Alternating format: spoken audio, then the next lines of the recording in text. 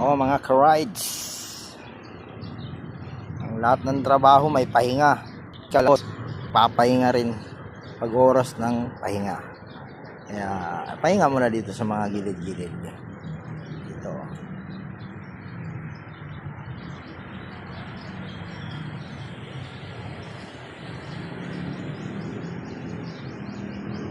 Tulog-tulog lang konti, idlip.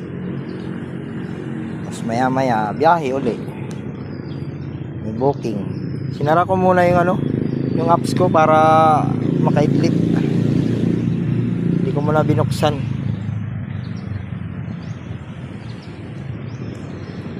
Alam mo na, ito yung mga tambayan ng mga papsi, mga sa ilalim ng puno natutulog pag mainit.